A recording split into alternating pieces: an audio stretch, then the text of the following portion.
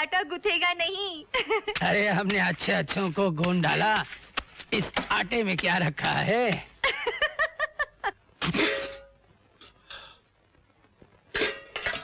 अरे यही तो वक्त होता है हम मर्दों को अपनी बीवी की सेवा करने का। ये नहीं मानेंगे। अरे महारानी, तू भी क्या याद करेगी कि खाना बनाया है? मेरी उंगली जल गई थी मालूम है? लो चख के देखो तो, चटपटा है कि नहीं? मैं कितनी खुशनसीब हूँ जो मुझे आप जैसा पति मिला। अरे जानी, देखो प्यार क्या क्या करवाता है। आज हम रसोइया बन गए, रसोइया। अच्छा देखो, इस बार जोर लगाना ताकि लड़की पैदा हो। हमारी जिंदगी में एक ही तो कमी है, सिर्फ एक बच्ची की, वो आनी चाहिए जरूर। हाँ जरा सांस रोके रखो, इस बार लड़की ही आएगी अपने यहाँ। हाँ, लड़की आएगी? अरे उछल को सुनाई दे रहा है, मालूम होता है जरूर लड़की आएगी। ये बड़ी होके बड़ी शरारती होगी, तुम देख लेना। आप ही की तरह। ये परिवार का सुख भी नसीब वालों को ही मिलता है। अब राजेश्वर साहब को ही देख लीजिए, भगवान ने उन्हें सब कुछ तो दिया है, मगर एक बीबी का साथ और औलाद का सुख नहीं दिया। आपके तो वो दोस्त की तरह हैं। आप उनसे दूसरी शादी करने के लिए क्यों नहीं कहते? मेरी बीवी ने भी यही कहा था जब वो पहले बच्चे की उम्मीद से थी कि अगर मैं इस दुनिया में ना रही तो तुम दूसरी शादी कर लेना। मैंने उससे कहा था कि मैं इतना बदनसीब तो नहीं कि तुम मुझसे पहले मर जाओ, लेकिन अब सोचता हूं कि मैं इतना खुश नसीब भी तो नहीं कि दूसरी शादी करके अपनी पहली बीवी की मोहब्बत को पा सकूं। डरता हूं कि कहीं फूलों की सेज की आरज़ू में कांटों के बिस्तर पर न लेट जाऊं। सेठ जी, अगर आपके दिल में यही खौफ बैठा है तो फिर गोद ले लीजिए किसी अनाथ आश्रम से कोई बच्चा। आपके इस घर में आपके जीने के लिए एक बच्चे का होना बहुत जरूरी है। जिस बच्चे के खानदान का पता ना हो, मैं उसे अपना नहीं सकता। और जो खानदानी हो, वो भला अपने कलेजे के टुकड़े को काट कर मेरी झोली में क्यों डालेगा? तो फिर भगवान से मुराद मांगिए, कौन जाने उसकी रहमत से आपकी मुराद पूरी हो जाए।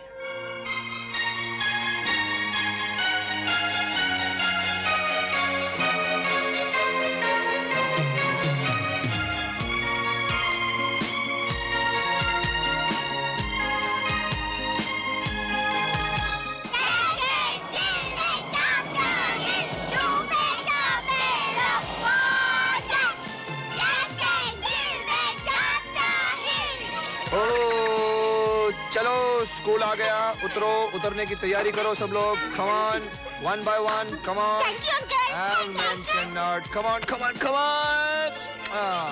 राजेश्वर को कितना प्यार है बच्चों से, और भगवान ने इन्हें ही औलाद नहीं दी। सही बात है, भगवान सबको सारे सुख कहाँ देता है। तुम शैतान अभी तक। Okay, bye bye, bye bye.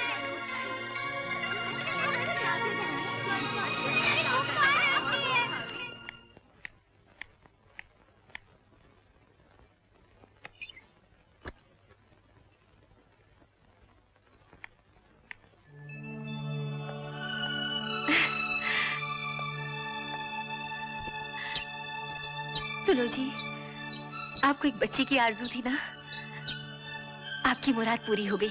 एक फूल सा बेटा और अब एक बेटी, मुझे जीते जी स्वर्ग मिल गया। आज मैं बहुत खुश हूँ। राजेश्वर बाबू, अश्विनी की यहाँ बेटी पैदा हुई है। अच्छा,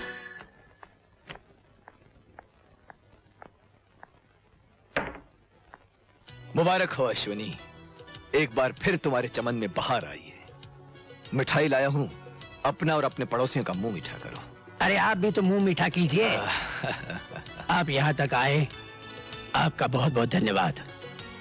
कुछ इंसान बड़े खुदगर्ज होते हैं अश्विनी, और आज जो मैं ये चलकर तुम्हारे घर आया हूं तो इसमें भी मेरी एक गर्ज छुपी हुई है। मुझ जैसा मामूली इंसान जिसे आपने हमेशा अपना करीबी दोस्त समझा, उसके लिए इससे बड़ी खुशनसीबी क्या हो सकती है कि वो आप जैसे दोस्त की गर्ज पूरी कर सके। याद है अश्विनी, एक बार तुमने कहा था ये दुनिया भगवान के मानने वालों से खाली नहीं। उस वक्त में अगर तुमसे तुम्हारा बेटा तुम्हारे जीने का सहारा मांग लेता तो तुम्हारी झोली खाली हो जाती। और भगवान मुझे मेरी इस खुदगर्जी पर कभी माफ नहीं करता। दोस्ती और भगवान दोनों एक ही तो हैं सेठ जी। उनके नाम पे देने वाला ये कहाँ सोचता है कि उसकी झोली में कुछ बचेगा या उसकी झोली खाली हो जाएगी। तो फिर अश्विनी, आज तुम अपनी बच्ची मेरी झोली में डालकर मेरे सोने घर में किलकारियां बिखेर दो। हाँ सेठ जी। पहले वो पत्थर ला के माँ के कलेजे पे रखिए जो आपने अपने दिल पे रखा है।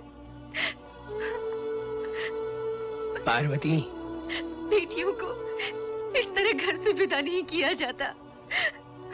ये मैं भी जानता हूँ पार्वती, लेकिन लड़कियों को हमेशा पराया धन कहा गया है। वो जन्म एक घर में लेती हैं, जीवन दूसरे घर में बिताती हैं। एक ना एक दिन हमें इसे दुल्हन बनाकर डोली में बिठाकर किसी दूसरे के घर भेजना ही होगा। तो ये समझो कि वो दिन आज ही आ गया। ठीक है, अगर भगवान की यही मर्जी है तो मुझे अपने अरमान पूरे कर लेने दीजिए।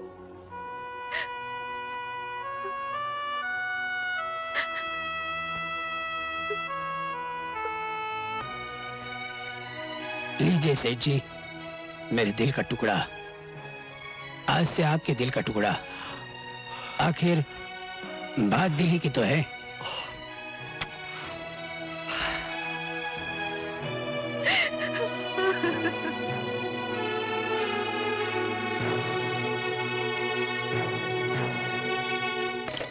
देखो, हम अपने सुमन बेटी के लिए ये गुड्डा लेकर आए हैं।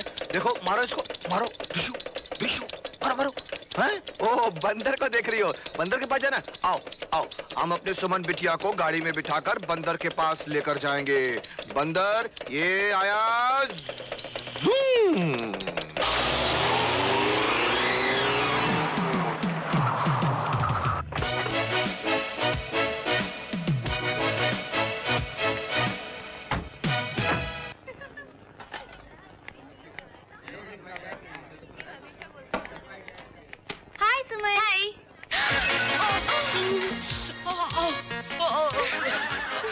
What is this?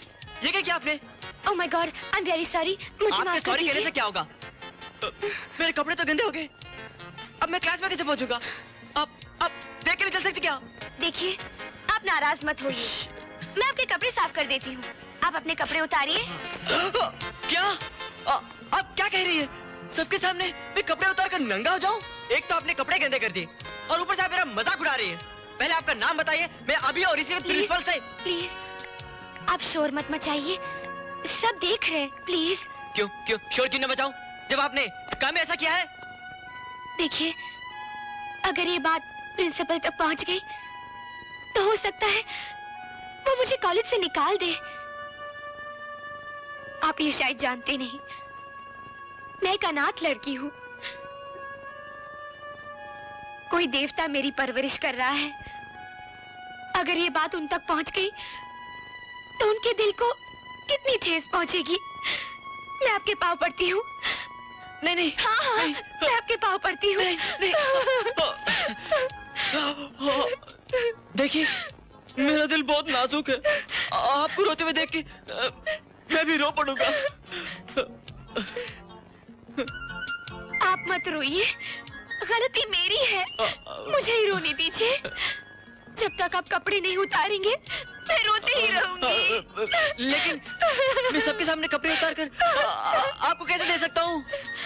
नहीं, वो मुझे कॉलेज से निकाल देंगे। अच्छा, आप रोइए मत, मैं देता हूँ।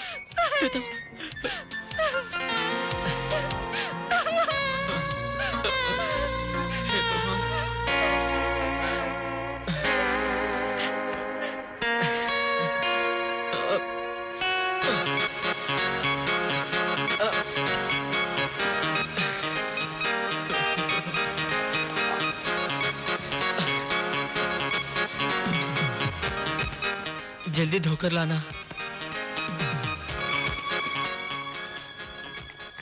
मैंने कहा कहा था ना, मैं उस कबूतर को नंगा कर दूंगी। ये रहे उसके कपड़े, मैं शर्त जीत